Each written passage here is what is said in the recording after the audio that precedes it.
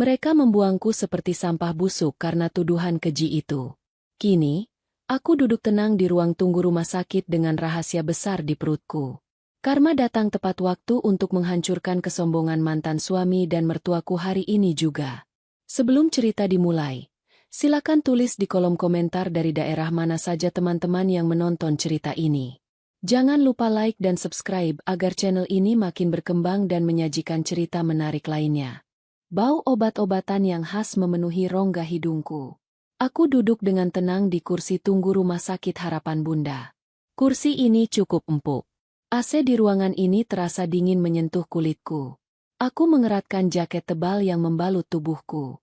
Tanganku mengelus pelan perutku yang tertutup kain jaket longgar. Ada kehidupan di sana. Ada detak jantung kecil yang menemani detak jantungku. Aku melirik jam tangan emas yang melingkar di pergelangan tanganku. Jarum jam menunjukkan pukul 10 pagi. Dokter Melinda memang terkenal. Antrean di sini selalu panjang. Aku mendapat nomor antrean 15. Masih ada 3 orang lagi sebelum giliranku masuk. Aku tidak keberatan menunggu. Aku punya waktu seharian. Suamiku, Arga, sedang memarkirkan mobil. Dia bersikeras ingin menemaniku masuk. Namun, dia mendapat telepon penting dari klien bisnisnya di lobi depan. Aku menyuruhnya menyelesaikan urusan itu dulu. Aku bisa menunggu sendiri di sini. Pintu kaca otomatis di depan ruang tunggu terbuka. Suara langkah kaki yang terburu-buru memecah ketenangan ruangan. Aku menoleh secara refleks. Mataku menyipit. Aku mengenali wajah-wajah itu. Wajah-wajah yang pernah mengisi mimpi burukku selama 2 tahun terakhir. Itu Damar, mantan suamiku. Dia terlihat sedikit lebih kurus daripada terakhir kali aku melihatnya. Wajahnya tampak lelah. Lingkaran hitam menggantung di bawah matanya. Di sebelahnya, ada Busari. Mantan mertuaku itu masih terlihat sama.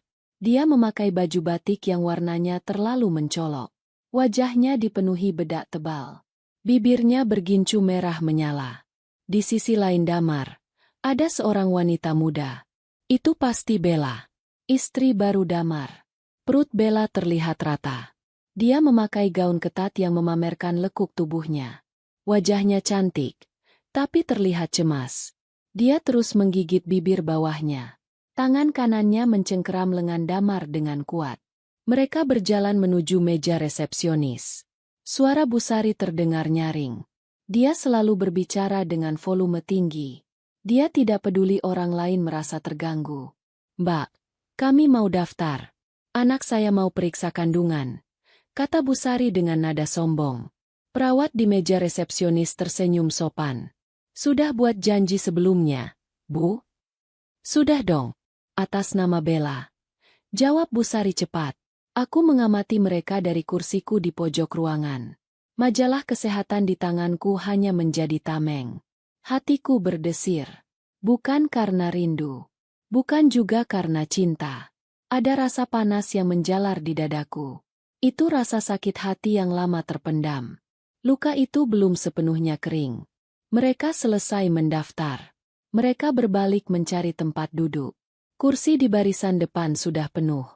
Hanya ada kursi kosong di deretan belakang. Tepat di seberang tempat dudukku. Mata Busari menyapu ruangan. Tatapannya berhenti tepat di wajahku. Dia terdiam. Matanya membelalak lebar. Mulutnya sedikit terbuka. Dia seperti melihat hantu di siang bolong. Dia menyikut lengan Damar dengan kasar. "Damar, lihat itu," bisik Busari keras. Damar menoleh. Matanya bertemu dengan mataku. Wajahnya langsung pucat. Dia tampak kaget setengah mati. Bella juga ikut menoleh. Dia menatapku dengan tatapan bingung. Mungkin dia tidak mengenaliku secara langsung. Dia hanya tahu namaku dari cerita buruk mereka. Aku tidak menghindar. Aku tidak menunduk. Aku menatap balik mereka dengan dagu terangkat. Aku bukan lagi Indira yang lemah. Aku bukan lagi menantu yang bisa mereka injak-injak. Busari mendengus kasar. Dia menarik tangan Damar dan Bella untuk duduk di kursi seberangku. Jarak kami hanya terpisah satu lorong jalan kecil. Aku bisa mencium aroma parfum murah yang dipakai Busari. Baunya menyengat dan membuatku sedikit mual. Ngapain kau di sini? Suara Busari memecah keheningan di antara kami. Nada bicaranya tajam dan penuh penghinaan. Beberapa pasien lain menoleh ke arah kami. Mereka penasaran. Namun, Busari tidak peduli. Dia menatapku dengan tatapan merendahkan. Matanya menyapu penampilanku dari atas ke bawah. Aku tersenyum tipis. Menunggu giliran, Bu, jawabku singkat. Busari tertawa sinis. Suaranya terdengar seperti gesekan piring pecah. Menunggu giliran? Di dokter kandungan? Jangan mimpi kamu. Damar hanya diam. Dia menunduk memainkan kunci motor di tangannya. Dia tidak berani menatap mataku. Pengecut. Dia selalu menjadi pengecut. Sakit ya? Tanya Busari lagi. Kali ini suaranya lebih keras. Dia ingin semua orang di ruangan ini mendengar. Pasti mau periksa penyakit, kan? Rahimmu kan bermasalah. Kering. Tidak bisa membuahkan hasil. Kata-kata itu meluncur lancar dari mulutnya. Kata-kata yang sama yang dia gunakan untuk mengusirku dulu. Rasa perih itu muncul lagi. Tapi aku menahannya. Aku tidak boleh terlihat lemah di depan mereka. Aku ingin bertemu suamiku. Jawabku tenang. Aku sengaja tidak menjelaskan siapa suamiku. Biar mereka menebak-nebak. Busari mendengus lagi. Dia melipat kedua tangannya di dada. Gelang emas imitasi di tangannya berdenting berisik. Oh, jadi kamu sudah nikah lagi? Kasihan sekali laki-laki itu. Dia pasti tertipu. Bella ikut membuka suara. Suaranya terdengar manja dan dibuat-buat. Ibu, siapa sih dia? Ini Indira, Bel, mantan istri Damar yang mandul itu. Yang tidak bisa kasih ibu cucu. Jawab Busari dengan lantang. Dia menekankan kata, mandul, dengan penuh kebencian. Wajahku terasa panas. Tapi aku tetap mempertahankan senyum di wajahku. Aku mengelus tas kulit mahalku. Tas ini hadiah dari Arga bulan lalu. Harganya mungkin setara dengan gaji Damar selama setahun. Tapi mereka tidak tahu itu. Mereka hanya melihat apa yang ingin mereka lihat. Oh, suami barumu mandul juga. Ejek Busari padaku.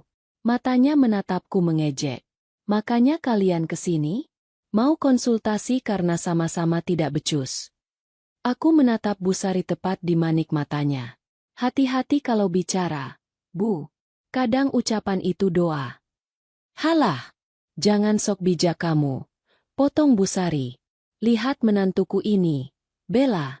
Dia subur. Cantik. Tidak seperti kamu. Kering kerontang. Damar akhirnya mengangkat wajahnya. Dia menatapku. Ada sorot penyesalan di matanya. Tapi tertutup oleh gengsi. Sudahlah, Bu. Jangan ribut di sini. Malu dilihat orang. Kenapa harus malu? Sentak Busari pada anaknya sendiri. Biar dia tahu diri. Dia pikir dia bisa bahagia setelah kita buang? Tidak mungkin. Aku menarik napas panjang. Oksigen terasa tipis di sekitarku karena kehadiran mereka. Aku mengingat kembali semua perlakuan mereka padaku. Hinaan demi hinaan. Fitnah demi fitnah. Mereka menghancurkan hidupku 2 tahun lalu. Mereka mengambil rumahku, harga diriku, dan masa depanku. Tapi lihat aku sekarang. Aku bangkit. Aku berdiri tegak di atas kaki sendiri. Bagaimana kabar ibu? Tanyaku basa-basi. Aku ingin melihat reaksinya. Baik. Sangat baik sejak kamu pergi dari rumah kami. Jawab Busari ketus. Rezeki Damar lancar. Hidup kami tenang. Rumah kami bersih dari pembawa sial sepertimu. Aku mengangguk pelan. Syukurlah kalau begitu. Bella menatapku dengan tatapan tidak suka. Dia merasa tersaingi. Dia sadar penampilanku jauh lebih baik darinya sekarang. Kulitku terawat. Pakaianku bermerek. Rambutku tertata rapi. Dulu, saat menjadi istri Damar, aku tidak punya waktu untuk merawat diri. Aku sibuk mengurus rumah, memasak, mencuci, dan melayani semua keinginan Busari. Uang belanja dari Damar tidak pernah cukup untuk membeli kosmetik. Sekarang, Arga memanjakanku seperti ratu. Kamu sendiri ngapain masih di sini? Tidak dipanggil-panggil. Tanya Bella sinis. Jangan-jangan kamu cuma numpang duduk karena di luar panas. Busari tertawa lagi. Bisa jadi, Bel. Dia kan tidak punya uang. Mana mampu bayar dokter Melinda. Dokter ini mahal. Aku hampir tertawa mendengar ucapan mereka. Mereka tidak tahu bahwa Arga adalah salah satu investor di rumah sakit ini. Aku mendapat pelayanan VIP. Tapi aku diam saja. Waktunya belum tepat. Pintu ruang praktik terbuka. Seorang perawat keluar membawa map status pasien. Dia memanggil nama pasien urutan 12. Masih ada 2 orang lagi sebelum aku. Nyonya Rina. Panggil perawat itu. Seorang wanita hamil berdiri dan masuk ke ruangan. Aku kembali fokus pada majalahku. Aku mencoba mengabaikan tatapan tajam Busari yang terus mengawasiku seperti elang mengincar mangsa. Lihat perut Bella, kata Busari memamerkan menantunya. Dia mengelus perut rata Bella. Sebentar lagi akan membesar. Tidak seperti perutmu yang kosong selamanya. Bella tersenyum bangga. Dia membusungkan dadanya. Iya dong, Bu. Kita kan turunan subur. Tidak ada sejarah mandul di keluarga kita. Kata-kata itu memicu ingatan di kepalaku. Ingatan tentang sebuah amplop coklat tua. Amplop yang kutemukan secara tidak sengaja di lemari Damar dulu. Amplop yang berisi kebenaran sesungguhnya.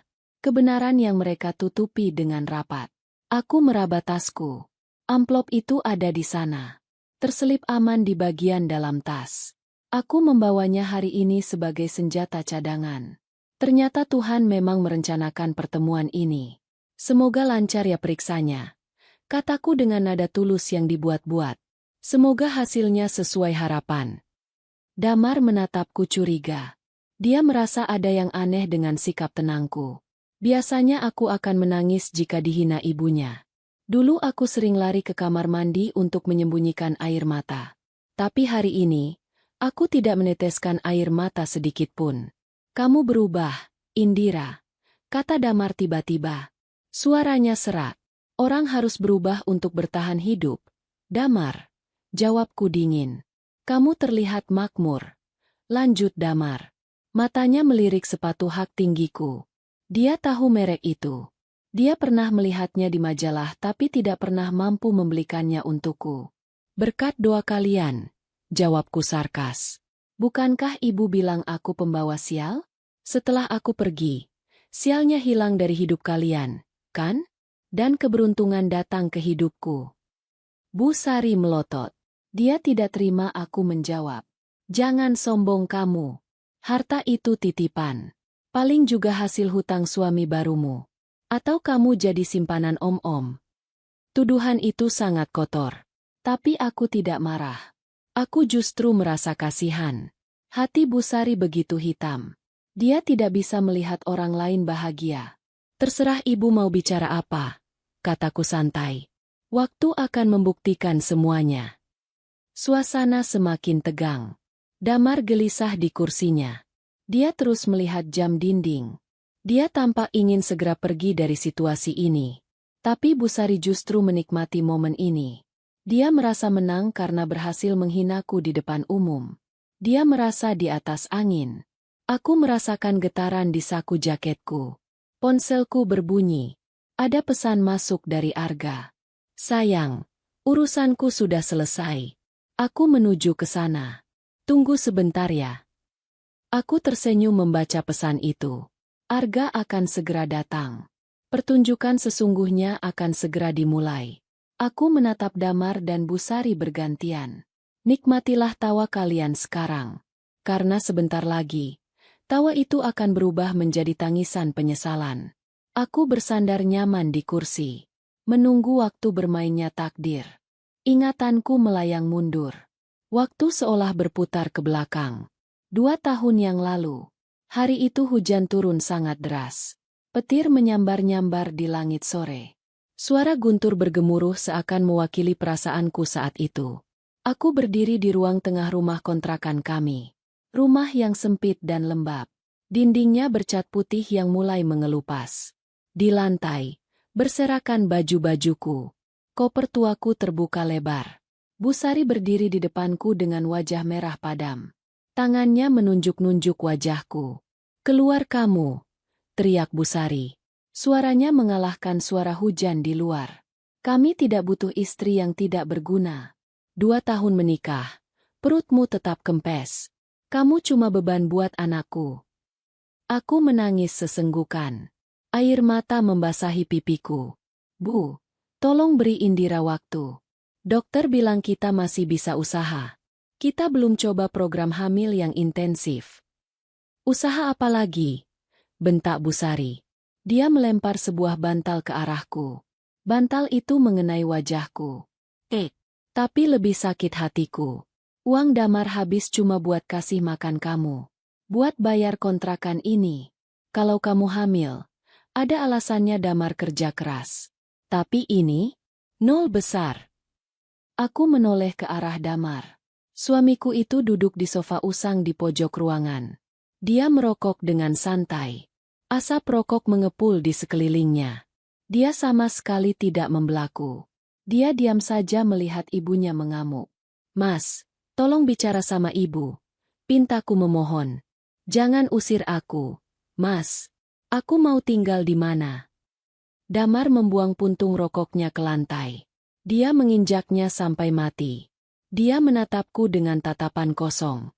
Tidak ada cinta di sana. Yang ada hanya rasa bosan. "Ibu benar, In," kata Damar dingin. "Aku capek.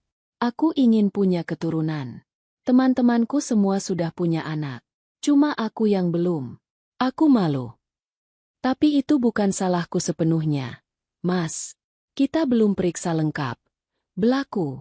Sudah jelas salahmu," potong Bu Sari cepat. "Keluarga kami bibit unggul. Saya punya 5 anak. Kakak-kakak Damar semua subur. Cuma kamu yang mandul.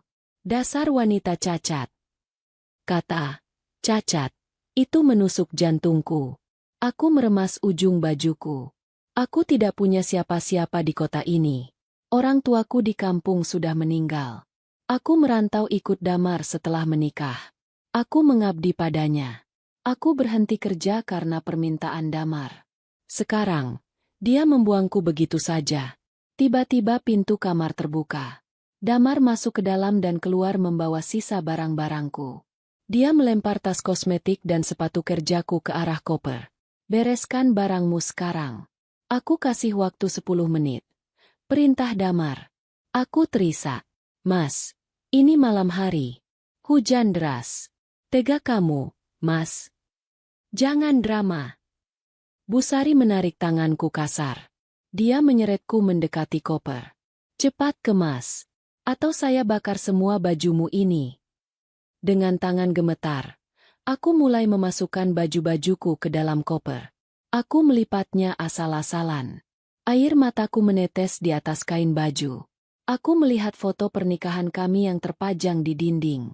Foto itu terlihat buram di mataku. Janji suci yang diucapkan Damar 2 tahun lalu ternyata palsu.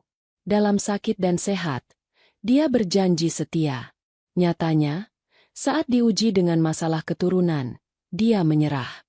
Saat aku sedang menutup koper, ponsel Damar yang tergeletak di meja berbunyi. Ada pesan masuk. Layarnya menyala. Tanpa sengaja aku melihat notifikasi di layarnya. Nama pengirim. "Sayangku Bella." Isi pesan. "Gimana Mas? Si mandul itu sudah pergi? Aku sudah kangen nih." Duniaku runtuh seketika. Jantungku berhenti berdetak sesaat. Jadi ini alasannya? Bukan hanya soal anak. Ada wanita lain. Aku menatap Damar dengan tatapan tidak percaya. "Siapa Bella, Mas?" tanyaku lirih. Damar terkejut. Dia buru-buru menyambar ponselnya. Wajahnya panik sebentar, lalu berubah menjadi defensif. "Bukan urusanmu. Kita sudah selesai." "Kamu selingkuh." Suaraku meninggi. Rasa sedihku berubah menjadi amarah. "Kamu mengusirku bukan karena aku mandul, tapi karena kamu punya wanita lain." Bu Sari maju membela anaknya. Dia mendorong bahuku keras sampai aku terhuyung ke belakang. Jaga mulutmu. Wajar Damar cari yang lain. Kamu tidak bisa kasih apa yang dia mau. Bella itu wanita sempurna. Dia janji akan kasih Damar anak laki-laki. Kalian jahat. Desisku. Kalian manusia tanpa hati. Pergi. Teriak Damar. Dia menyeret koperku keluar pintu. Dia melemparkannya ke halaman rumah yang becek. Koperku terguling di lumpur. Aku mengejar koperku. Hujan langsung membasahi tubuhku. Dingin menusuk tulang. Aku berdiri di tengah hujan, menatap dua orang yang pernah kuanggap keluarga itu. Mereka berdiri di teras rumah yang kering. Mereka menatapku dengan tatapan jijik. Jangan pernah kembali lagi ke sini, ancam Busari. Awas kalau kamu berani minta harta Gonogini. Kamu tidak punya hak apa-apa. Kamu cuma numpang hidup selama ini. Aku yang bantu bayar cicilan motor Mas Damar pakai uang tabunganku. Teriakku melawan suara hujan. Aku yang lunasi hutang ibu di warung. Itu kewajibanmu sebagai istri. Balas Busari tak mau kalah. Anggap saja itu uang sewa kamu tinggal di sini. Damar menutup pintu rumah dengan keras. Bunyi, bam, yang nyaring mengakhiri pernikahan kami. Lampu teras dimatikan.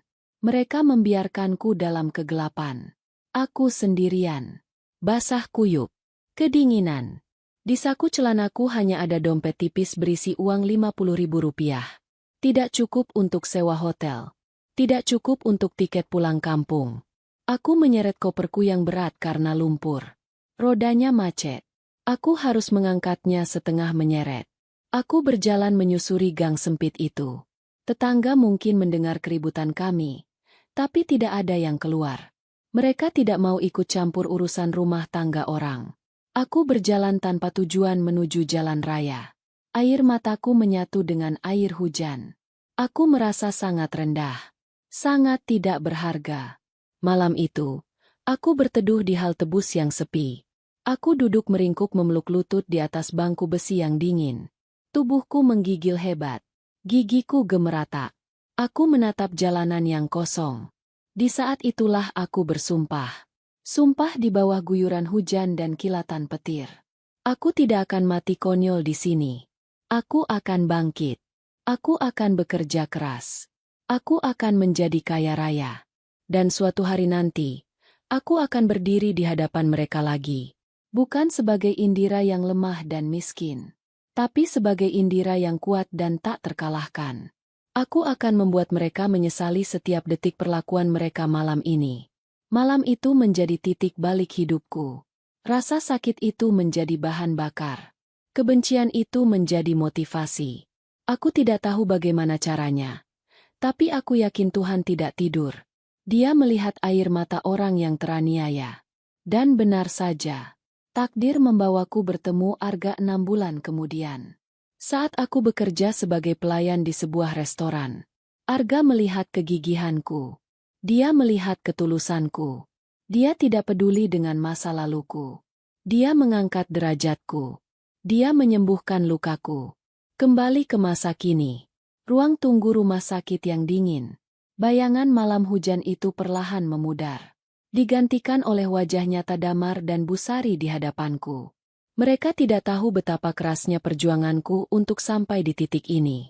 Mereka pikir mereka masih bisa mengintimidasi aku. Mereka salah besar. Aku meraba perutku lagi. Ada satu fakta yang belum mereka tahu. Fakta yang akan menjadi pukulan telak bagi mereka. Dulu mereka menuduhku mandul. Tapi nyatanya, aku hamil alami dengan Arga hanya 3 bulan setelah kami menikah. Dokter bilang rahimku sangat sehat. Tidak ada masalah sama sekali. Lalu, kenapa dulu aku tidak hamil dengan Damar? Jawabannya ada di amplop yang kusimpan di tasku. Jawaban yang kutemukan seminggu sebelum aku diusir. Tapi belum sempat kubuka saat itu. Aku baru membukanya setelah bercerai. Surat hasil tes laboratorium Damar. Surat yang disembunyikan Damar rapat-rapat di bawah tumpukan baju lamanya. Damar pembohong besar. Dia tahu ada yang salah dengan dirinya. Tapi dia membiarkan ibunya menyalahkanku. Dia membiarkan aku dihina dan dicaci maki. Dia melindungi ego laki-lakinya dengan mengorbankan mental istrinya. Kejahatan itu harus dibayar. Dan hari ini adalah hari penagihan. Kok senyum-senyum sendiri? Gila ya? Suara cempreng Bella membuyarkan lamunanku. Aku menatap Bella.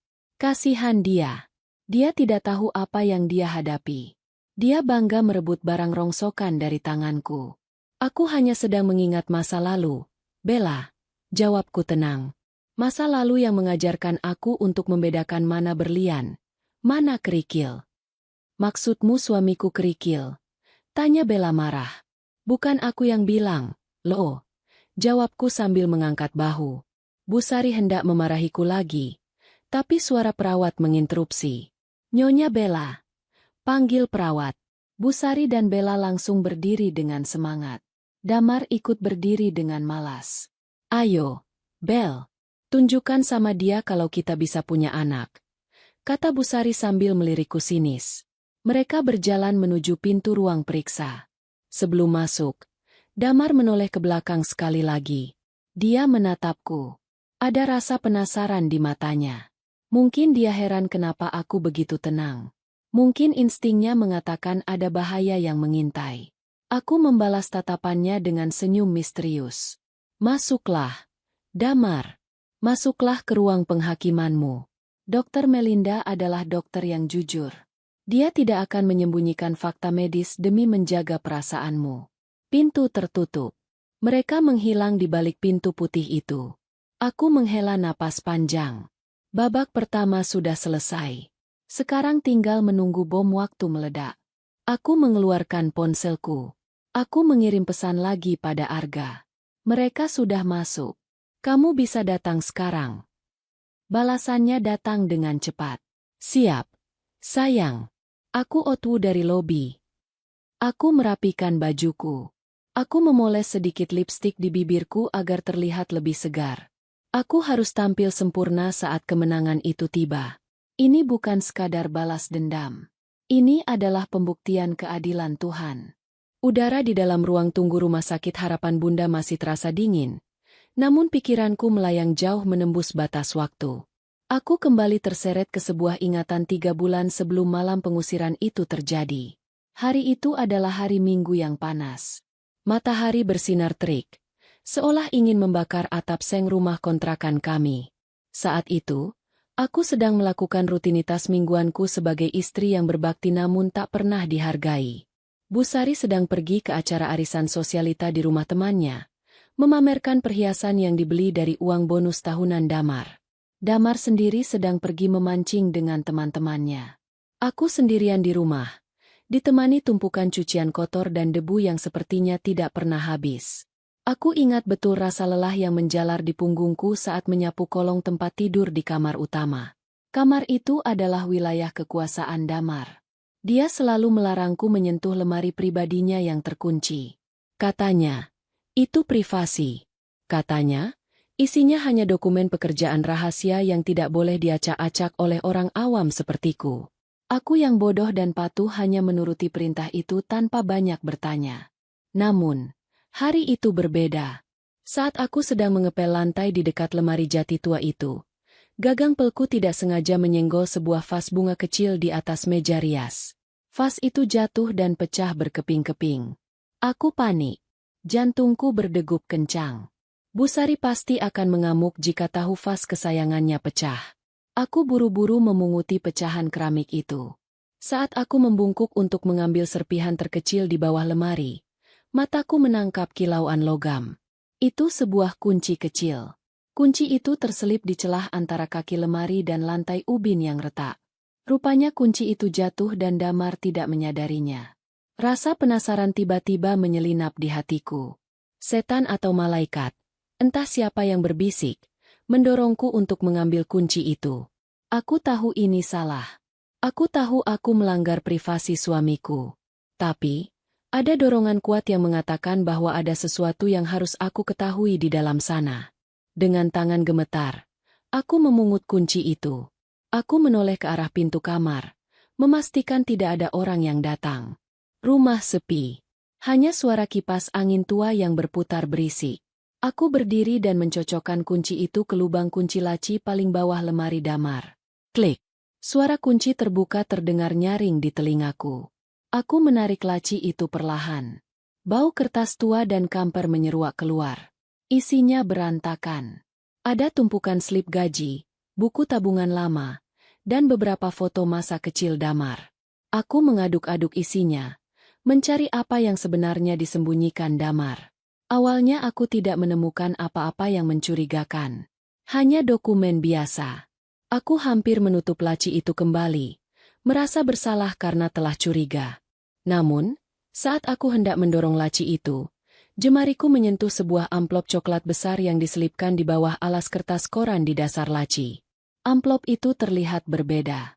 Tidak ada logo perusahaan tempat Damar bekerja. Justru, ada logo sebuah klinik laboratorium kesehatan ternama di kota sebelah. Laboratorium Klinik Prodia. Gumamku membaca kop surat itu. Tanggal yang tertera di amplop itu adalah 6 bulan yang lalu. Dahiku berkerut. 6 bulan lalu Damar bilang dia pergi dinas luar kota selama 3 hari. Dia bilang dia sibuk rapat proyek. Kenapa dia malah pergi ke laboratorium? Apakah dia sakit? Kekhawatiran sebagai seorang istri langsung muncul. Aku takut Damar menyembunyikan penyakit parah seperti kanker atau tumor dariku. Dengan jantung yang berdetak semakin kencang, aku membuka amplop itu. Aku mengeluarkan selembar kertas hasil analisis medis. Banyak istilah angka dan bahasa Latin yang tidak kupahami. Mataku menelusuri baris demi baris tulisan itu sampai aku menemukan kolom kesimpulan di bagian bawah. Ada 2 kata yang dicetak tebal. Azoospermia non-obstruktif. Aku terdiam. Otakku berusaha mencerna kata itu. Aku tidak tahu apa artinya. Tapi di bawahnya ada catatan dokter yang ditulis dengan tangan. Tulisan itu berbunyi, kualitas sperma 0. Produksi sperma tidak ditemukan dalam air mani. Kemungkinan untuk membuahi secara alami adalah nihil, steril permanen. Disarankan konseling untuk opsi adopsi atau donor sperma. Duniaku seakan berhenti berputar. Kertas itu terlepas dari tanganku dan jatuh ke lantai. Selama ini, selama 2 tahun pernikahan kami, mereka menyalahkanku. Bu Sari selalu menunjuk perutku dan berkata aku tanah gersang. Damar selalu diam saat ibunya menghinaku, membiarkan aku menanggung beban rasa bersalah itu sendirian. Aku minum jamu pahit setiap pagi. Aku dipijat oleh dukun bayi sampai perutku memar. Aku melakukan diet ketat, menghindari makanan ini dan itu demi menyuburkan kandungan. Aku rela melakukan semuanya karena aku pikir akulah yang rusak. Ternyata bukan aku. Ternyata Damar. Suamiku sendiri. Dia mandul. Dan yang lebih menyakitkan, dia sudah tahu fakta ini sejak 6 bulan lalu. Dia memeriksakan dirinya diam-diam tanpa memberitahuku. Dia tahu hasilnya, tapi dia memilih untuk diam. Dia membiarkan ibunya terus mencaci makiku setiap hari. Dia membiarkan aku menangis di kamar mandi memohon ampun pada Tuhan karena tidak bisa memberikan keturunan. Betapa jahatnya dia. Betapa pengecutnya laki-laki yang kucintai ini. Air mataku menetes, bukan karena sedih, tapi karena marah. Rasa dikhianati itu begitu perih menyayat hati. Aku merasa seperti orang bodoh yang dipermainkan dalam sandiwara mereka. Damar menjaga ego dan harga dirinya sebagai laki-laki dengan mengorbankan mental istrinya sendiri. Dia lebih memilih melihatku hancur daripada mengakui kekurangannya di depan ibunya. Aku mengambil kembali kertas itu. Tanganku meremas pinggirannya dengan kuat. Ingin rasanya aku berteriak saat itu juga. Ingin rasanya aku menunggu dia pulang dan melempar kertas ini ke wajahnya. Ingin rasanya aku membungkam mulut Bu Sari dengan bukti ini. Tapi suara motor terdengar di depan rumah. Itu suara motor Damar. Dia pulang lebih cepat. Kepanikan melanda diriku. Aku tidak bisa menghadapinya sekarang. Aku belum siap. Pikiranku masih kacau. Aku belum punya rencana. Jika aku konfrontasi sekarang, dia pasti akan menyangkal. Atau lebih buruk lagi, dia akan membalikan fakta dan menghancurkan bukti ini. Aku butuh strategi. Aku butuh waktu untuk berpikir. Dengan gerakan kilat, aku memasukkan kembali kertas itu ke dalam amplop. Tapi aku tidak mengembalikannya ke laci. Aku berlari ke kamarku sendiri, ke lemari pakaianku yang berisi baju-baju lusuh. Aku menyelipkan amplop itu di antara lipatan kain batik peninggalan almarhumah ibuku. Itu tempat paling aman yang aku punya. Tidak ada yang pernah menyentuh baju-baju lamaku. Setelah itu, aku kembali ke kamar Damar, mengunci laci itu, dan meletakkan kuncinya kembali di bawah lemari, persis seperti posisi semula. Aku pura-pura sibuk mengepel saat Damar masuk rumah dengan wajah ceria membawa hasil pancingan. "Masak apa hari ini?" tanya Damar santai, seolah tidak ada dosa yang dia sembunyikan. Aku menatap punggungnya. Rasa cinta yang dulu ada kini bercampur dengan rasa jijik. "Masak sayur asem, Mas," jawabku datar. Sejak hari itu, aku berubah. Aku tidak lagi menangis saat Bu Sari menghinaku. Setiap kali dia bilang aku mandul, aku hanya tersenyum dalam hati. Aku memegang kartu as mereka. Aku memegang senjata yang bisa menghancurkan kebanggaan keluarga ini dalam sekejap. Namun, aku bodoh saat itu. Aku terlalu naif. Aku berpikir untuk menggunakan bukti itu sebagai alat negosiasi jika suatu saat Damar mau berubah. Aku masih berharap kami bisa memperbaiki pernikahan ini. Aku berpikir mungkin Damar takut dan butuh waktu untuk jujur. Aku menunggu dia bicara. Aku menunggu kejujurannya. Tapi kejujuran itu tidak pernah datang. Yang datang justru pengusiran di malam hujan itu. Saat aku diusir, aku tidak sempat mengeluarkan bukti ini. Emosiku terlalu hancur. Lagi pula, apa gunanya membuktikan dia mandul di saat dia sudah memilih wanita lain? Dia berselingkuh dengan Bella. Pengkhianatannya berlapis-lapis. Membuktikan dia mandul malam itu tidak akan membuat dia kembali padaku. Itu hanya akan membuat mereka semakin membenciku dan mungkin melakukan kekerasan fisik. Jadi, aku membawa rahasia itu pergi bersamaku. Aku menyimpan amplop itu di koperku yang basah kuyup. Amplop itu menjadi satu-satunya harta berharga yang kubawa dari neraka itu. Sekarang, di ruang tunggu rumah sakit ini, aku meraba tasku. Senjata itu ada di sana. Tersimpan rapi dalam map plastik baru agar tidak rusak. Kertas yang sama yang kutemukan 2 tahun lalu. Kertas yang menjadi saksi bisu kebusukan Damar. Dulu aku menyimpannya karena cinta dan harapan. Hari ini, aku membawanya untuk keadilan. Dulu aku diam untuk menjaga perasaannya. Hari ini, aku akan bicara untuk menghancurkan egonya.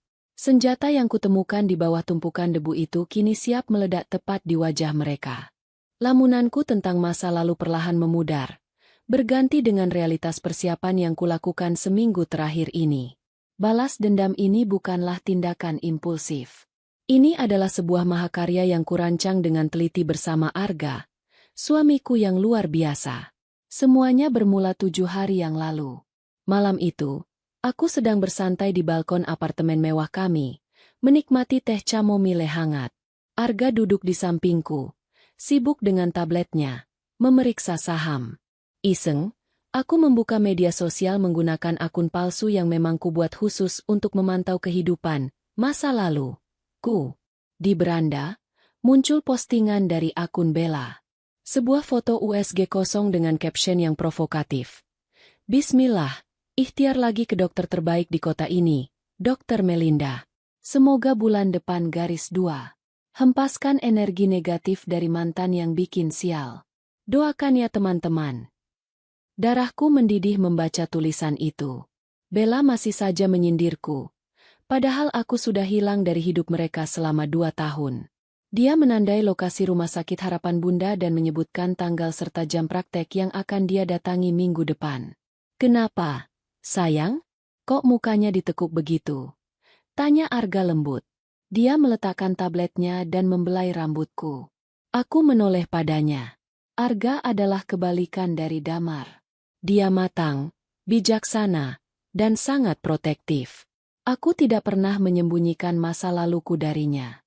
Dia tahu semua tentang Damar, Bu Sari, dan tuduhan mandul itu. Dia juga tahu tentang surat medis yang kusimpan. "Lihat ini, Mas," kataku sambil menyodorkan ponselku.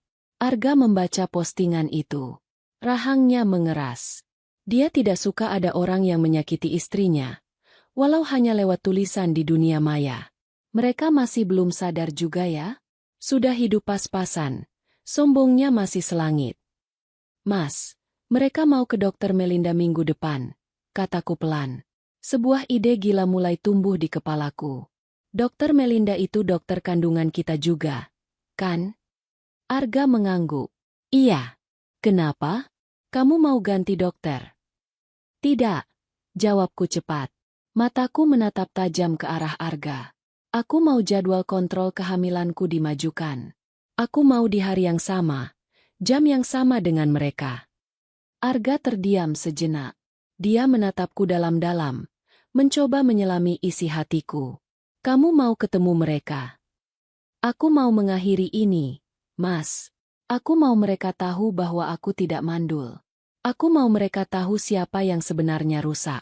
Aku punya buktinya, kataku sambil menunjuk ke arah laci meja kerjaku di mana surat medis damarku simpan. Kamu yakin siap mental, Indira? Bertemu mereka bisa membuka luka lama? Tanya Arga khawatir. Dia menggenggam tanganku erat.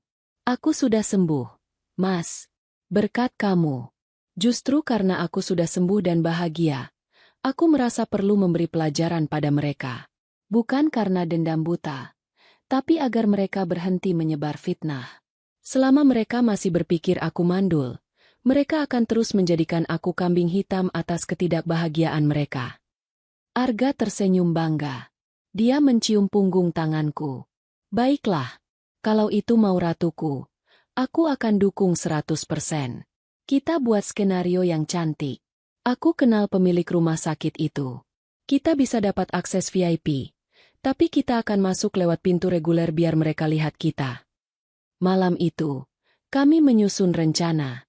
Arga menelepon asisten pribadinya untuk mengatur ulang jadwal pertemuan bisnisnya agar dia bisa menemaniku. Dia juga memastikan aku mendapatkan nomor antrean yang berdekatan dengan perkiraan jam kedatangan Bella. Hari-hari berikutnya kuhabiskan dengan persiapan mental dan fisik. Aku pergi ke salon, merawat diri dari ujung rambut sampai ujung kaki. Aku ingin tampil sempurna. Penampilan adalah senjata pertama. Aku ingin saat mereka melihatku, mereka melihat sosok wanita sukses yang jauh dari bayangan, menantu kumuh, yang dulu mereka hina. Aku memilih pakaianku dengan hati-hati. Bukan gaun pesta yang berlebihan, tapi setelan kasual yang elegan dan mahal. Jaket trench coat warna krem dari merek desainer terkenal, tas kulit asli, dan sepatu hak tinggi yang nyaman. Aku ingin memancarkan aura, old money, kekayaan yang tenang namun mengintimidasi. Malam sebelum hari H, aku membuka brankas kecil di rumah kami. Di sana, tersimpan amplop coklat tua itu. Aku mengeluarkannya dan membacanya sekali lagi. Kertasnya sudah agak menguning, tapi tintanya masih jelas. Azoospermia. Satu kata yang akan meruntuhkan kesombongan Bu Sari. Satu kata yang akan membuat Bella sadar bahwa dia menikahi tong kosong yang nyaring bunyinya. Masih sakit bacanya? Tanya Arga yang tiba-tiba berdiri di pintu kamar. Aku menggeleng. Tidak sakit, Mas. Cuma ironis. Kertas ini seharusnya menyelamatkan pernikahanku dulu. Tapi sekarang kertas ini justru akan membebaskan aku sepenuhnya dari bayang-bayang mereka. Bawa itu besok, kata Arga tegas. Jika mereka berani menghinamu satu kata saja, gunakan itu. Jangan ragu, aku akan berdiri di belakangmu. Kalau Damar macam-macam, dia berurusan denganku. Dan inilah kami sekarang. Rencana itu berjalan mulus. Skenario pertemuan di ruang tunggu terjadi persis seperti dugaanku. Mereka datang dengan kesombongan khas mereka. Mereka langsung menyerangku dengan kata-kata pedas. Arga mengirim pesan lagi. Aku masuk 5 menit lagi. Biarkan mereka merasa menang sebentar lagi. Semakin tinggi mereka terbang, semakin sakit jatuhnya. Aku tersenyum menatap layar ponsel. Arga benar. Biarkan Bu Sari berkoar-koar tentang kesuburan menantunya. Biarkan Bella memamerkan perut ratanya. Biarkan Damar merasa aman dalam kebohongannya. Aku menarik napas dalam-dalam, mengisi paru-paruku dengan ketenangan. Aku mengelus perutku yang kini sudah mulai membuncit sedikit, meski tertutup jaket. Anakku, kamu akan menjadi saksi betapa kuatnya ibumu. Kamu tidak akan pernah merasakan penghinaan seperti yang ibu rasakan dulu. Ayahmu Arga dan ibu akan melindungimu. Pintu ruang periksa Dr. Melinda masih tertutup rapat. Di dalamnya, aku bisa membayangkan apa yang terjadi. Dr. Melinda adalah profesional yang ketat. Dia pasti akan melakukan USG pada Bella, lalu menanyakan riwayat suami. Dia akan menyarankan tes sperma jika belum hamil dalam waktu lama. Tapi aku punya kejutan yang lebih cepat. Begitu mereka keluar, dan begitu dokter mengumumkan hasilnya, aku akan menyempurnakan kehancuran mereka dengan kertas tua ini. Strategiku sederhana. Biarkan mereka menghina sampai puas. Sudah terlaksana. Tunggu hasil pemeriksaan dokter yang akan mematahkan klaim kehamilan Bella. Sedang berlangsung. Tunjukkan bukti bahwa aku hamil. Kartu truf 1. Tunjukkan bukti damar mandul sejak lama. Kartu truf 2. Ini adalah skakmat. Tidak ada celah bagi mereka untuk lari. Suara langkah kaki tegap terdengar mendekat dari arah koridor utama. Aroma parfum maskulin yang mahal dan familiar tercium. Aku menoleh. Arga datang. Dia terlihat sangat gagah dengan setelan jas abu-abu pas badan. Rambutnya disisir rapi ke belakang. Aura wibawanya membuat beberapa perawat muda mencuri pandang. Dia berjalan lurus ke arahku, mengabaikan tatapan orang-orang. Dia tersenyum hangat, senyum yang hanya dia berikan padaku. Maaf lama menunggu, sayang. Sapanya dengan suara bariton yang lembut namun terdengar jelas di seluruh ruangan. Dia mengecup keningku mesra. Tidak apa-apa, Mas. Acaranya baru mau dimulai. Bisikku sambil mengedipkan sebelah mata. Arga duduk di sampingku, merangkul bahuku dengan protektif. Mana mereka? Bisiknya. Di dalam, jawabku, mengarahkan dagu ke pintu ruang praktik Dr. Melinda. Tepat saat itu, pintu ruang praktik terbuka. Pintu ruang praktik Dr. Melinda terbuka perlahan. Angin dingin dari dalam ruangan berhembus keluar, membawa aroma alkohol medis yang tajam. Damar, Bella, dan Bu Sari melangkah keluar dengan wajah yang sulit dijelaskan. Tidak ada senyum kemenangan di wajah mereka. Tidak ada tawa riang yang tadi mereka pamerkan sebelum masuk. Justru, ada kekalutan yang menggantung di pelupuk mata mereka. Bella berjalan paling depan sambil meremas kertas pengantar laboratorium. Wajahnya ditekuk masam. Bibirnya mengerucut seolah menahan kesal. Bu Sari berjalan di belakangnya sambil mengomel pelan. Tangannya sibuk membetulkan letak tasnya yang merosot. Sementara Damar, mantan suamiku itu, berjalan paling belakang dengan kepala tertunduk. Langkahnya berat seolah kakinya dipasungi besi. Aku mengamati perubahan drastis itu dengan kepuasan yang menjalar di dada. Aku meremas tangan Arga yang hangat di bahuku.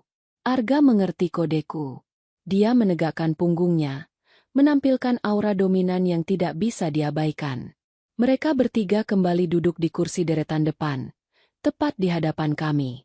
Awalnya mereka tidak menyadari kehadiran Arga karena sibuk dengan kebingungan mereka sendiri. Masa harus tes sperma segala sih, Bu? Keluh Bella dengan suara cempreng yang memecah keheningan ruang tunggu. Dia mengibaskan kertas di tangannya dengan kasar. Dokter itu aneh. Padahal aku yang mau hamil. Kenapa Mas Damar yang disuruh periksa? Kan sudah jelas Mas Damar sehat. Dia laki-laki tulen. Jantungku berdesir. Umpan sudah dilempar oleh dokter. Sekarang giliranku menarik kailnya. Bu Sari langsung menyahut dengan nada defensif. Dokter Melinda itu cuma cari uang tambahan. Bel, biasalah rumah sakit. Mereka mau memeras kita dengan tes-tes yang tidak perlu. Damar itu anak ibu. Ibu tahu dia sehat walafiat. Kakak-kakaknya saja anaknya 5 semua. Mana mungkin Damar bermasalah? Damar diam saja. Wajahnya semakin pucat. Keringat dingin mulai muncul di pelipisnya meski ruangan ber-AC sangat dingin. Dia tahu. Jauh di lubuk hatinya. Dia tahu momok itu datang menghantuinya lagi. Aku berdehem pelan. Cukup keras untuk menarik perhatian mereka. Ada masalah? Kok mukanya ditekuk semua? Katanya tadi mau pamer hasil positif. Bu Sari menoleh cepat. Matanya melotot saat melihat laki-laki gagah yang duduk di sampingku. Arga menatap Busari dengan tatapan dingin dan tajam, membuat nyali wanita tua itu sedikit menciut. Namun, gengsi Busari terlalu tinggi untuk runtuh begitu saja. Indira, masih di sini kamu? Cibir Busari, mencoba menutupi kegugupannya. Matanya melirik Arga dari ujung kaki ke ujung kepala, menilai harga setelan jas yang dikenakan suamiku. Oh, ini suami barumu? Ganteng juga. Tapi sayang, pasti nasibnya sama sialnya kayak Damar dulu, dapat istri mandul. Arga tersenyum miring. Senyum yang berbahaya. Maaf, Bu. Koreksi sedikit. Istri saya tidak mandul. Dan tolong jaga bicara Anda. Ini tempat umum, bukan pasar ikan. Suara Arga berat dan berwibawa. Busari terdiam sejenak. Dia tidak terbiasa dilawan oleh laki-laki dengan aura kekuasaan seperti Arga. Damar biasanya hanya diam atau menunduk jika ibunya bicara. Siapa bilang pasar ikan? Busari membalas ketus. Tapi volumenya mengecil. Saya cuma bicara fakta. Mantan menantu saya ini memang rusak. Aku tertawa renyah. Tawa yang kubuat sesantai mungkin. Ibu, masih saja menyangkal. Tadi saya dengar Bella bilang dokter minta tes sperma ya? Wah, itu prosedur standar kalau dokter curiga ada masalah di pihak laki-laki. Loh, jangan sok tahu kamu. Bentak Bella. Dia menatapku nyalang. Mas Damar itu perkasa. Tidak mungkin dia yang bermasalah. Dokter cuma mau memastikan saja. Benarkah? Aku memiringkan kepalaku, menatap Damar lurus-lurus. Tatapanku menusuk langsung ke bola matanya yang gelisah. Damar, kamu tidak lupakan sejarah kesehatanmu? Atau kamu tidak pernah cerita sama istrimu yang cantik ini? Damar tersentak. Dia mengangkat wajahnya. Matanya memancarkan sinyal memohon agar aku diam. Indira, tolong. Desisnya pelan. Cerita apa? Sambar Bella curiga. Dia menoleh ke arah Damar. Mas, ada apa sih? Kamu sembunyikan sesuatu. Tidak ada, sayang. Jangan dengarkan si gila ini. Elak Damar cepat. Tangannya gemetar saat mencoba memegang tangan Bella. Kita pulang saja yuk. Kita cari dokter lain. Dokter ini tidak becus. Loh, kok pulang? Potongku cepat. Aku tidak akan membiarkan mereka kabur. Sayang loh, sudah bayar mahal. Lagi pula, tes sperma itu cepat kok hasilnya. Kenapa takut? Damar? Kalau kamu merasa jantan, seperti kata ibumu, buktikan saja. Masuk ke lab, keluarkan sampel, selesai. Kecuali, kamu takut hasilnya nol. Kata, nol, menggema di udara. Damar membeku. Wajahnya berubah dari pucat menjadi seputih kertas. Dia seperti maling yang tertangkap basah. Busari yang tidak terima anaknya di pojokan langsung berdiri. Dia menunjuk wajahku dengan telunjuknya yang keriput. Jaga mulutmu ya. Kamu ini dendam kesumat sama anak saya karena dicerai. Jangan sebar fitnah. Anak saya sehat. Kamu yang mandul. Kamu. Arga berdiri perlahan. Tingginya yang mencapai 180 cm membuat Busari harus mendongak. Arga tidak perlu berteriak. Dia hanya berdiri tegap melindungi aku. Ibu, panggil Arga dengan nada rendah yang mengintimidasi. Istri saya bicara baik-baik. Kami hanya memberi saran medis. Saya baca banyak artikel. Pria yang terlihat sehat di luar, belum tentu sehat di dalam. Apalagi kalau punya riwayat gaya hidup tidak sehat atau kelainan genetik. Indira hanya peduli. Peduli apanya? Dia mau menghancurkan rumah tangga anak saya. Teriak Busari histeris. Beberapa satpam mulai mendekat. Tapi Arga memberi kode tangan agar mereka menahan diri. Arga adalah donatur di sini. Satpam pun segan padanya. Aku menarik lengan jas Arga agar dia duduk kembali. Permainan mentalku belum selesai. Aku mengambil sebuah majalah kesehatan yang ada di meja. Aku membukanya sembarangan, pura-pura membaca. Di sini tertulis, Bacaku dengan suara lantang. Ciri-ciri pria infertil seringkali tidak terlihat secara fisik. Namun, salah satu tandanya adalah ketidakmampuan membuahi pasangan dalam kurun waktu 1 tahun meski aktif berhubungan. Penyebabnya bisa karena azoospermia, yaitu kondisi di mana tidak ada sperma sama sekali dalam cairan mani. Aku menutup majalah itu dan menatap Bella dengan tatapan kasihan. Kasihannya, wanita yang menikah dengan pria seperti itu. Dia akan terus berharap, minum obat penyubur, disuntik hormon, padahal suaminya yang kosong. Sia-sia pengorbanannya. Bella mulai termakan omonganku. Wajahnya tampak ragu. Dia melepaskan tangan Damar. Mas, kenapa kamu diam saja? Jawab dong. Kamu sehat kan? Damar tergagap. Iya Bel, aku sehat. Kamu tahu kan kita sering melakukannya. Aku normal. Seksualitas dan kesuburan itu dua hal berbeda. Damar, selaku tajam. Kamu bisa saja hebat di ranjang. Tapi kalau yang keluar cuma cairan kosong, ya percuma. Itu namanya menembak tanpa peluru. Bu Sari semakin panas. Dia merasa kehormatan keluarganya diinjak-injak. Cukup. Ayo Damar. Bella, kita pulang. Jangan ladeni orang gila ini. Kalau kalian pulang sekarang tanpa tes, kataku tenang namun menekan. Itu sama saja kalian mengakui kalau Damar memang bermasalah. Bella akan selamanya dihantui rasa penasaran. Dan ibu akan selamanya hidup dalam penyangkalan. Bella menahan langkahnya. Dia menatap mertuanya, lalu menatap suaminya. Indira benar, Bu. Mas, kita sudah di sini. Kenapa harus takut tes kalau memang Mas Damar sehat? Aku capek dituduh tetangga kalau aku yang mandul. Aku mau bukti kalau suamiku sehat. Biar aku tenang. Skakmat psikologis. Aku berhasil memutarbalikkan keadaan. Sekarang Bella yang menuntut pembuktian. Bel, biayanya mahal. Alasan Damar lemah. Arga tertawa kecil. Dia mengeluarkan dompet kulitnya dan mengambil selembar kartu hitam. Kalau masalah biaya, biar saya yang bayar tesnya. Anggap saja sumbangan untuk mantan suami istri saya. Saya penasaran, siapa sebenarnya yang pembohong di sini? Wajah Damar merah padam karena malu. Harga dirinya sebagai laki-laki dihancurkan di depan umum.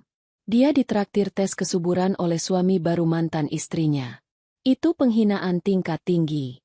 Saya punya uang, bentak Damar kasar. Dia merogoh sakunya dengan gemetar. Saya tidak butuh uang harammu. Saya akan tes sekarang juga. Puas kalian. Damar berjalan menghentak-hentak menuju loket laboratorium di sisi kanan ruang tunggu. Emosinya terpancing. Dia masuk ke perangkapku. Dia pikir dia bisa memanipulasi hasil atau mungkin dia berharap keajaiban terjadi dan dia tiba-tiba sembuh. Tapi medis adalah ilmu pasti. Hasil laboratorium 2 tahun lalu tidak akan berubah menjadi positif hari ini tanpa pengobatan medis yang dia hindari. Bu Sari duduk kembali dengan napas memburu. Dia menatapku dengan tatapan membunuh. Lihat saja nanti. Kalau hasilnya bagus, saya akan tampar mulutmu pakai hasil lab itu. Silakan, Bu. Jawabku sambil tersenyum manis. Saya tunggu tamparannya. Tapi kalau hasilnya jelek, Ibu mau apa? Mau sujud di kaki saya dan minta maaf karena sudah memfitnah saya selama 2 tahun? Bu Sari mendengus. Tidak mungkin jelek. Keturunan saya bibit unggul. Aku hanya tersenyum. Dalam hati aku menghitung mundur. Kehancuran mereka tinggal menunggu waktu. Damar sedang menggali kuburannya sendiri di ruang pengambilan sampel itu. Aku melihat Bella yang kini duduk gelisah, menggigiti kukunya. Dia mulai ragu. Keraguan adalah racun yang paling mematikan dalam pernikahan. 20 menit berlalu dalam ketegangan yang menyiksa bagi mereka. Tapi terasa nikmat bagiku. Damar kembali dari laboratorium dengan wajah lusuh. Dia duduk di samping Bella tanpa bicara. Kini kami semua menunggu. Menunggu vonis hakim yang berbaju putih. Menunggu kebenaran terungkap. Aku meraba amplop di dalam tasku lagi. Ini adalah peluru cadangan. Jika hasil lab hari ini entah bagaimana bisa dimanipulasi, Aku akan mengeluarkan hasil lab lama yang asli. Tapi aku percaya kredibilitas rumah sakit ini. Arga merangkulku makin erat. Kamu hebat, bisiknya di telingaku. Kamu tenang sekali. Aku tenang karena aku memegang kunci jawabannya. Mas, bisikku balik. Suasana hening mencekam. Detik jam dinding terdengar seperti detak bom waktu. Sampai akhirnya, pintu ruang Dokter Melinda terbuka lebar. Kali ini dokter itu sendiri yang keluar, membawa 2 map di tangannya. Wajahnya serius namun ramah saat menatap ke arahku. Dokter Melinda berdiri di ambang pintu ruang tunggu VIP yang terhubung langsung dengan ruang tunggu umum. Jas putihnya yang bersih tampak kontras dengan suasana keruh yang menyelimuti keluarga Damar. Dia memegang kacamata bacanya di tangan kiri dan 2 map status pasien di tangan kanan. Pandangannya menyapu ruangan dan berhenti tepat di wajahku. Senyum profesionalnya merekah lebar. Dia melangkah menghampiri kami, mengabaikan Damar dan keluarganya sejenak. Selamat siang, Bu Indira, Pak Arga. Sapa Dokter Melinda ramah. Suaranya cukup lantang, terdengar jelas di telinga Bu Sari yang duduk tak jauh dari kami. Aku dan Arga berdiri menyambut uluran tangannya. Selamat siang, Dok. Bagaimana hasilnya? Tanyaku, sengaja memancing agar dia bicara di sini. Hasilnya sangat bagus, kata Dokter Melinda antusias. Dia membuka map berwarna merah muda milikku. Kandungan Ibu Indira sangat kuat. Detak jantung janin terdengar jelas dan normal. Usia kandungan sudah masuk minggu ke-12. Ukurannya sesuai target. Dan yang paling membahagiakan, dari posisi janin, kemungkinan besar ini laki-laki, Pak Arga. Selamat ya. Kalimat itu bagaikan petir di siang bolong bagi Bu Sari. Mulutnya menganga lebar. Matanya nyaris keluar. Dia menatap perutku yang tertutup jaket. Lalu menatap wajahku dengan ekspresi tidak percaya. Laki-laki? Gumam Bu Sari lirih. Seolah kata itu adalah mantra terlarang. Cucu laki-laki adalah obsesi terbesarnya. Dan sekarang, mantan menantu yang dia buang justru mengandung anak laki-laki dari pria lain. Arga tersenyum lebar, merangkulku penuh kasih sayang. Alhamdulillah. Terima kasih, Dok. Kami sangat bahagia. Sama-sama. Vitaminnya diminum terus ya, Bu. 2 minggu lagi kontrol. Pesan Dokter Melinda. Kemudian, suasana berubah drastis. Senyum di wajah Dokter Melinda menghilang saat dia memutar tubuhnya menghadap Damar, Bella, dan Bu Sari. Wajahnya berubah menjadi topeng profesional yang dingin dan tegas. Dia memegang map berwarna biru, hasil tes cepat yang baru saja dilakukan Damar. Untuk Bapak Damar dan Ibu Bella, kata Dokter Melinda dengan nada datar. Damar berdiri dengan lutut gemetar. Bella ikut berdiri, wajahnya penuh harap-harap cemas. Bu Sari menahan napas. Gimana Dok? Menantu saya hamil kan? Anak saya sehat kan? Serbu Bu Sari tidak sabar. Dokter Melinda menghela napas panjang. Dia menatap Damar sekilas. Tatapan yang menyiratkan rasa kasihan sekaligus teguran. Bu Bella, dari hasil USG tadi, rahim ibu sehat. Tidak ada masalah. Namun, alasan ibu belum hamil selama setahun ini bukan ada pada ibu. Bella mengerutkan kening. Maksud dokter? Dokter Melinda membuka map biru itu dan menunjukkannya pada Damar. Pak Damar, hasil analisis sperma yang baru saja Bapak lakukan di laboratorium kami mengkonfirmasi kecurigaan saya. Hasilnya menunjukkan azoospermia. Jumlah sperma dalam sampel Bapak adalah 0. Hening. 1 detik. 2 detik. 3 detik. Keheningan itu pecah oleh teriakan Bella. Apa? Bu Sari terhuyung ke belakang. Jatuh terduduk di kursinya. Wajahnya pucat pasi seperti mayat. Dokter bohong. Dokter pasti salah periksa. Alatnya rusak. Teriak Bu Sari histeris, menyangkal kenyataan yang menampar wajahnya. Ibu, tegur Dokter Melinda tegas. Alat kami berstandar internasional. Kami melakukan tes 2 kali untuk memastikan. Hasilnya konsisten. Pak Damar mengalami sterilitas. Secara medis, Pak Damar tidak mungkin membuahi sel telur secara alami. Ini kondisi permanen. Damar menunduk dalam-dalam. Dia tidak berani menatap siapapun. Bahunya merosot. Rahasia yang dia jaga mati-matian akhirnya terbongkar di tempat paling memalukan. Di depan mantan istri yang pernah dia fitnah. Bella menoleh ke arah Damar dengan tatapan horor. Mas, jadi selama ini, kamu mandul. Suaranya bergetar menahan tangis dan amarah. Kamu bilang Indira yang mandul. Kamu bilang kamu sehat. Kamu tipu aku, Mas. Damar mencoba memegang tangan Bella. Bel, dengar dulu aku. Jangan sentuh aku. Tepis Bella kasar. Dia mendorong dada Damar hingga suaminya itu terhuyung. Aku nikah sama kamu karena aku mau anak. Kamu janji kasih aku anak. Ternyata kamu barang rusak. Kata-kata Bella persis seperti kata-kata Busari padaku dulu. Karma itu berputar sangat cepat dan presisi. Di tengah kekacauan itu, aku melangkah maju. Ini saatnya pukulan terakhir. Chop de Grace. Tunggu sebentar. Suaraku membelah keributan. Semua orang menoleh padaku, termasuk Dr. Melinda. Aku membuka tasku perlahan. Mengeluarkan amplop coklat tua yang sudah kusiapkan. Amplop yang sudah 2 tahun menunggu momen ini. Aku berjalan mendekati Busari yang masih syok di kursi. Busari, panggilku lembut tapi mematikan. Ibu bilang Dr. Melinda salah periksa? Ibu bilang alatnya rusak hari ini. Aku melempar amplop itu ke pangkuan Busari. Coba ibu buka itu. Itu surat cinta dari masa lalu. Busari menatap amplop itu dengan tangan gemetar. Dia membukanya perlahan. Dia mengeluarkan kertas lusuh di dalamnya. Matanya menyipit membaca tulisan di kertas itu. Kop surat laboratorium klinik Prodia. Tanggalnya 2 tahun yang lalu. Nama pasien, Damar Prasetya. Diagnosis, azoospermia. Mata Busari membelalak membaca isinya. Dia menatap anaknya dengan tatapan tidak percaya. Damar? Suaranya serak. Ini, tanggalnya 2 tahun lalu? Sebelum kamu cerai sama Indira. Damar semakin menunduk. Dia tidak bisa menyangkal lagi. Bukti fisik itu ada di tangan ibunya. Aku tersenyum puas. Benar, Bu. Damar sudah tahu dia mandul 6 bulan sebelum kami bercerai. Dia tahu dia tidak bisa punya anak. Tapi apa yang dia lakukan?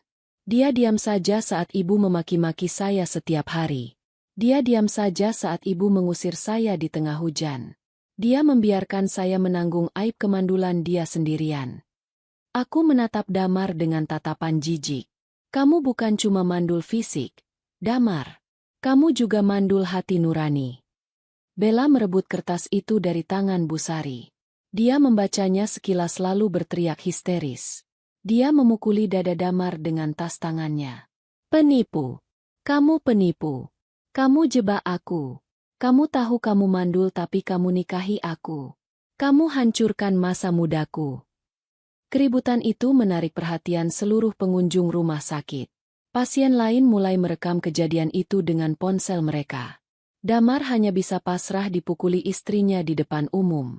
Busari menangis meraung-raung. Bukan karena sedih, tapi karena malu.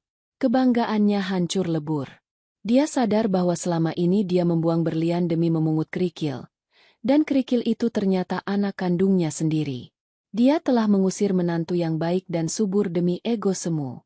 Indira. Busari mencoba memanggilku. Suaranya memelas. Ibu. Ibu tidak tahu. Sudah terlambat, Bu. Potongku dingin. Nasi sudah jadi bubur. Nikmatilah menantu pilihan ibu yang subur dan cantik itu. Nikmatilah anak laki-laki ibu yang sempurna itu. Saya dan anak saya punya kehidupan sendiri yang jauh lebih bahagia tanpa kalian.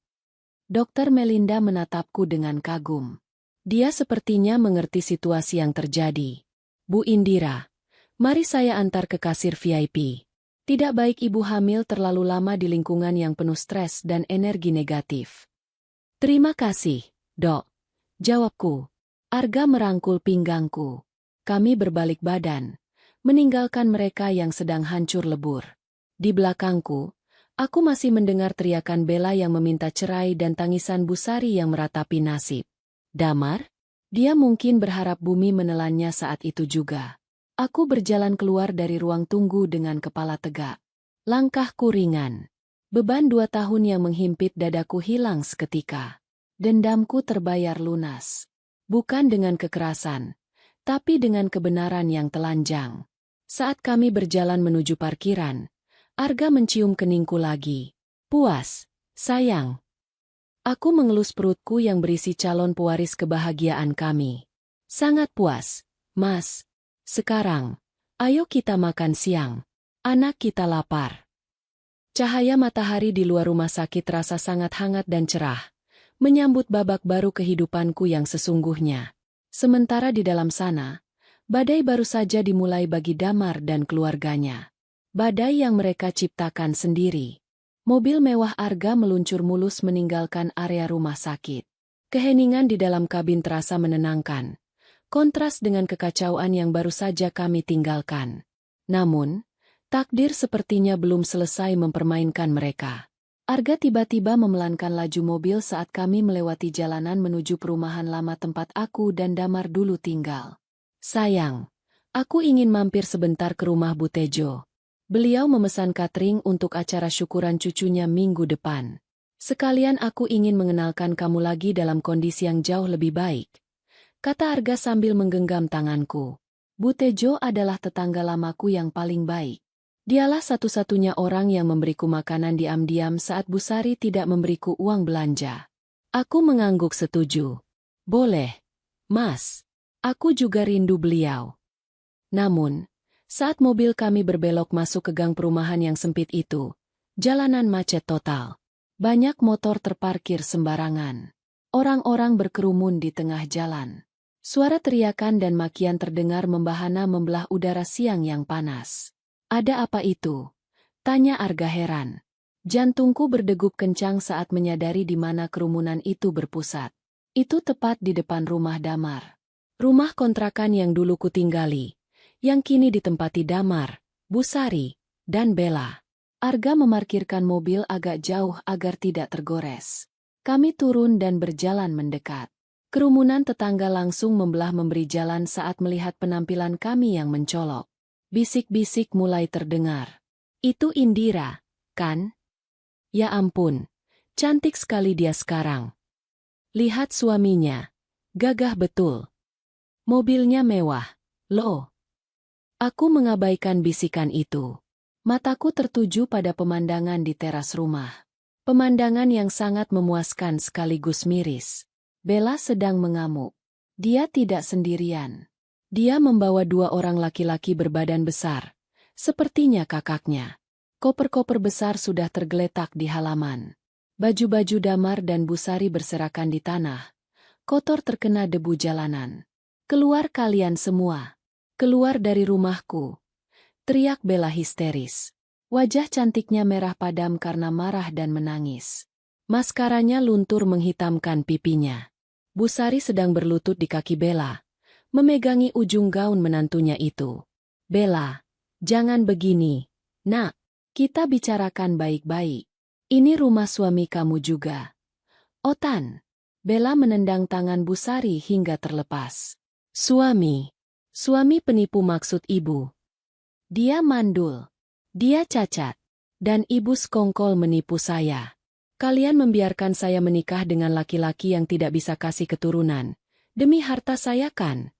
Ternyata dugaanku benar. Rumah ini diperbaiki dan sewanya diperpanjang menggunakan uang Bella. Damar tidak punya apa-apa. Damar berdiri di pojok teras dengan wajah lebam. Sepertinya kakak-kakak Bella sudah memberinya pelajaran fisik sebelum kami datang. Dia diam 1000 bahasa. Dia tidak berani melawan. Rahasianya sudah terbongkar. Senjatanya sudah tumpul. Saya bayar sewa rumah ini setahun penuh. Saya isi perabotannya. Sekarang saya mau semuanya kembali. Kalian keluar sekarang juga hanya dengan baju di badan. Sisanya saya sita sebagai ganti rugi sakit hati saya. Bella berteriak lantang. Dia tidak peduli aib rumah tangganya didengar satu kelurahan. Tapi kami mau tinggal di mana, Bel? Ratap Bu Sari. Air matanya deras mengalir. Tolonglah ibu. Ibu sudah tua. Pikir saja sendiri, bentak salah satu kakak Bella. Waktu kalian tipu adik saya, kalian tidak mikir? Kalian jebak adik saya nikah sama laki-laki mandul. Itu namanya penipuan publik. Para tetangga mulai bersuara. Mereka yang dulu sering ikut mencibirku karena hasutan Bu Sari, kini berbalik menyerang. Tuh kan, Bu Sari kena batunya. Dulu galak banget sama Indira. Ternyata anaknya yang mandul. Malu-maluin. Kasihan si Bella. Tapi salah juga si sombong banget. Tiba-tiba, mata Bu Sari menangkap sosokku yang berdiri di antara kerumunan. Wajahnya berubah. Ada rasa malu yang luar biasa. Tapi juga ada keputusasaan yang membuatnya nekat. Dia bangkit dan berlari ke arahku. Dia menerobos kerumunan tetangga. Indira! Indira, tolong ibu! Seru Bu Sari. Dia hendak memeluk kakiku. Tapi Arga dengan sigap menghalanginya dengan tubuh tegapnya. Jangan sentuh istri saya, kata Arga dingin. Suaranya rendah tapi membuat Bu Sari mundur ketakutan. Indira, tolong bilang sama Bella. Tolong jelaskan kalau Damar itu orang baik. Kamu kan pernah jadi istrinya. Kamu tahu Damar itu baik. Racau Bu Sari. Dia sudah kehilangan akal sehatnya. Dia meminta tolong pada orang yang pernah dia buang. Aku menatap mantan mertuaku itu dengan tatapan datar. Dulu, wanita ini berdiri berkacak pinggang saat aku menyeret koper keluar dari rumah itu di tengah hujan. Sekarang, dia mengemis di hadapanku. Maaf, Bu, jawabku tenang. Suaraku terdengar jelas oleh semua tetangga yang mendadak hening. Saya tidak kenal siapa kalian. Saya hanya orang asing yang kebetulan lewat. Bukankah ibu dulu bilang saya ini orang luar? Pembawa sial. Jangan begitu. Ibu hilaf. Ibu minta maaf. Tolong kasih kami pinjaman uang buat cari kontrakan baru. Suamimu kan kaya. Pasti uang segitu kecil buat kalian. Pinta Bu Sari tanpa tahu malu. Para tetangga menyoraki Bu Sari. Tidak tahu malu. Arga tertawa sinis. Dia merangkul pinggangku erat. Ibu, uang saya memang banyak. Tapi 1 rupiah pun haram hukumnya jatuh ke tangan orang yang sudah menyakiti istri saya. Kalian menuai apa yang kalian tanam. Bella yang melihatku, berjalan mendekat. Dia tidak memarahiku. Justru dia menatapku dengan tatapan sesama korban.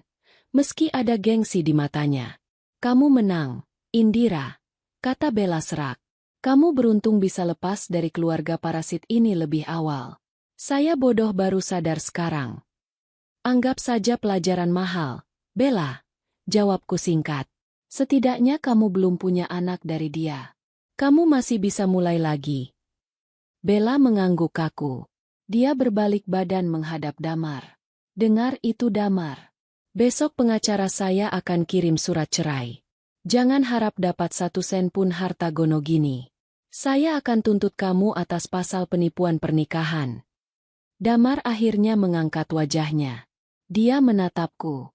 Matanya basah. Indira, maafkan aku, bisiknya lirih. Aku menggeleng pelan.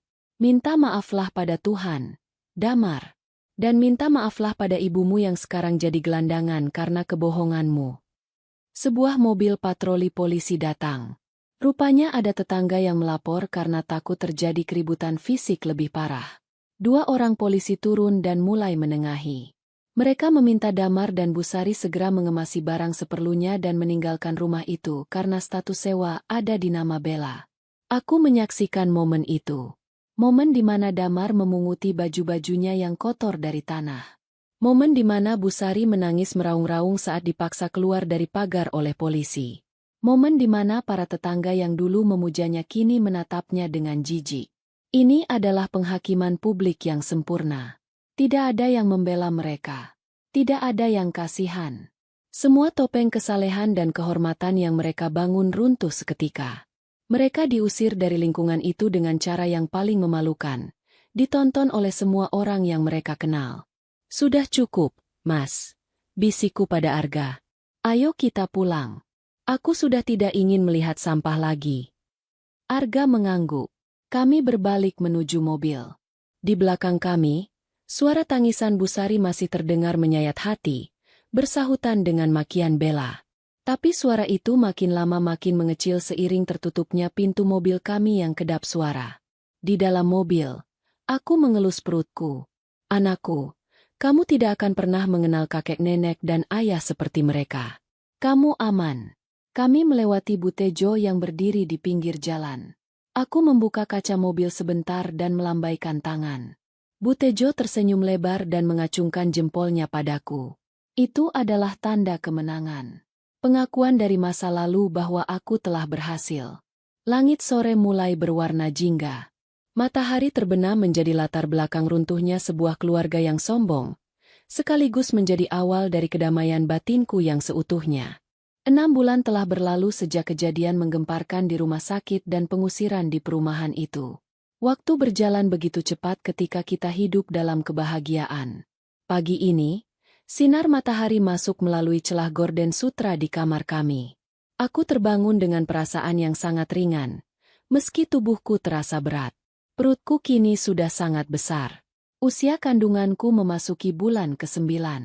Dokter Melinda bilang, jagoan kecil kami bisa lahir kapan saja dalam minggu ini. Aku menoleh ke samping. Arga masih tertidur pulas. Wajahnya terlihat damai. Dia baru pulang larut malam tadi setelah mengurus ekspansi bisnis propertinya keluar pulau. Meski sibuk, dia tidak pernah melewatkan satupun jadwal kontrol kehamilanku. Dia adalah suami siaga yang sempurna. Aku bangun perlahan, menopang punggungku yang pegal. Aku berjalan menuju balkon kamar yang menghadap ke taman belakang. Di bawah sana, para pelayan sedang sibuk mempersiapkan dekorasi. Hari ini kami mengadakan acara syukuran 7 bulanan yang sedikit terlambat, digabung dengan doa bersama menjelang persalinan. Rumah kami yang besar dan megah terasa hidup. Bunga-bunga segar didatangkan langsung dari Bandung. Catering terbaik sudah mulai menata meja prasmanan. Ini adalah kehidupan yang dulu hanya berani kulihat dalam mimpi. Ponselku bergetar di atas meja rias. Ada pesan masuk dari Butejo. Sejak pertemuan terakhir itu, aku sering bertukar kabar dengannya. Assalamualaikum, Enduk Indira. Semoga lancar ya acaranya hari ini. Maaf ibu tidak bisa datang karena lutut lagi kumat. Oh ya, ibu cuma mau kasih kabar. Tadi pagi ibu lihat mantan mertuamu di pasar. Aku tertegun sejenak. Sudah lama aku tidak mendengar kabar tentang mereka. Rasa penasaranku muncul. Waalaikumsalam, Bu Tejo. Terima kasih doanya. Kabar apa, Bu? Mereka tinggal di mana sekarang? Tak lama kemudian, Bu Tejo mengirimkan sebuah foto. Foto yang diambil diam-diam dari kejauhan.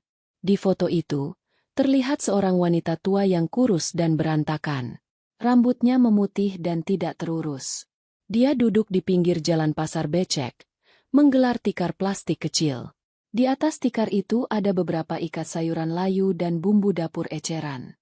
Itu Busari, mantan mertuaku yang dulu selalu memakai perhiasan emas dan baju batik mencolok.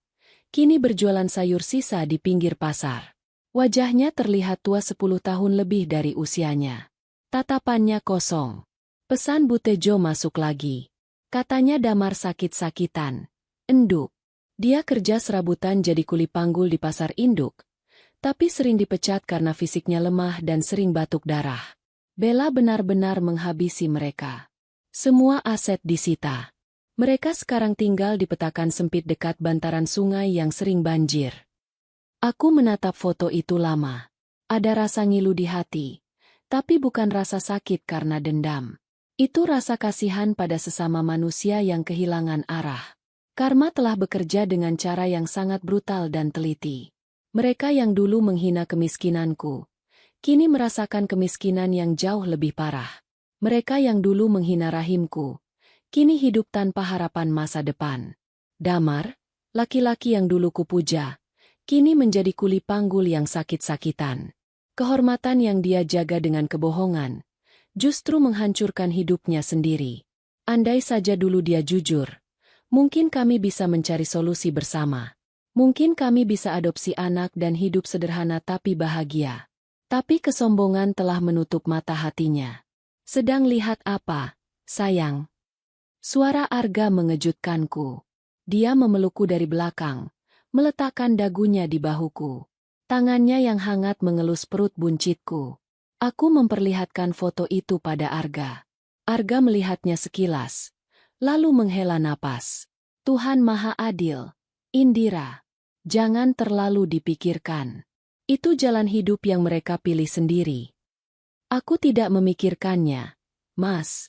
Aku hanya bersyukur. Jawabku jujur. Bersyukur Tuhan menyelamatkan aku dari sana. Bersyukur Tuhan mempertemukan aku denganmu. Arga memutar tubuhku pelan agar menghadapnya. Dia menatap mataku lekat-lekat. Aku yang bersyukur. Kamu wanita terkuat yang pernah aku kenal. Kamu ibu yang hebat untuk anak kita. Tiba-tiba, aku merasakan tendangan kuat dari dalam perutku. Rasanya nyeri tapi membahagiakan. Aduh!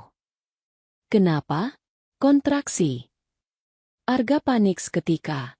Wajah gagahnya berubah cemas. Aku tertawa melihat kepanikannya. Bukan, Mas. Anaknya nendang. Sepertinya dia setuju sama kata-kata ayahnya. Arga tersenyum lega. Dia berlutut di hadapanku, mencium perutku lama. Halo jagoan. Jangan nakal ya di dalam. Sebentar lagi kita ketemu. Ayah sudah siapkan kamar paling bagus buat kamu. Mainan paling banyak. Dan cinta yang tidak akan pernah habis. Sore harinya, acara doa bersama dimulai. Rumah kami dipenuhi oleh anak-anak yatim piatu yang kami undang. Suara lantunan ayat suci Al-Quran menggema indah di seluruh penjuru rumah. Aku duduk di tengah ruangan, dikelilingi sahabat dan kerabat baru yang tulus menyayangiku. Saat Ustadz memimpin doa untuk keselamatan bayiku, aku menutup mata. Aku memanjatkan doa khusus dalam hatiku. Tuhan, terima kasih atas ujian di masa lalu. Terima kasih atas rasa sakit itu. Karena rasa sakit itulah yang membawaku ke sini. Aku memaafkan mereka, bukan karena mereka pantas dimaafkan, tapi karena aku pantas mendapatkan kedamaian. Biarlah mereka dengan karma mereka, dan biarlah aku dengan bahagiaku. Setelah acara selesai, aku berdiri di teras depan, mengantar tamu pulang. Langit malam sangat cerah. Bintang-bintang bertaburan. Aku teringat malam saat aku diusir di tengah hujan badai. Malam itu aku merasa dunia berakhir. Tapi malam ini, aku tahu bahwa itu hanyalah awal dari cerita yang sesungguhnya. Bu Indira, panggil sopir pribadi kami yang baru saja datang dari gerbang. Ada titipan paket di pos satpam. Tidak ada nama pengirimnya. Tapi bungkusnya koran bekas. Aku mengernyitkan dahi. Sopir itu menyerahkan bungkusan kecil yang terlihat kumuh. Arga waspada dan mengambil alih bungkusan itu. Biar aku yang buka. Arga membuka bungkusan itu hati-hati. Isinya ternyata sebuah baju bayi rajutan tangan. Warnanya biru muda, tapi benangnya murahan dan rajutannya kasar. Tidak rapi, banyak lubang di sana-sini. Di dalamnya terselip secari kertas sobekan buku tulis dengan tulisan tangan yang bergetar dan jelek. Untuk cucuku yang tidak akan pernah kulihat. Maafkan nenek. Itu tulisan Bu Sari.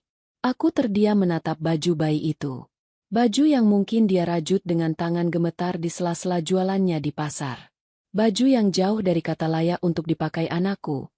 Tapi mungkin adalah satu-satunya hal berharga yang bisa dia berikan. Arga menatapku, menunggu reaksiku. Mau dibuang? Aku mengambil baju kecil itu. Aku memegangnya sebentar. Jangan, Mas. Simpan saja di gudang. Sebagai pengingat. Pengingat apa? Pengingat bahwa penyesalan selalu datang terlambat. Dan kita harus mendidik anak kita dengan cinta dan kejujuran, supaya dia tidak berakhir menyedihkan seperti neneknya. Arga mengangguk setuju.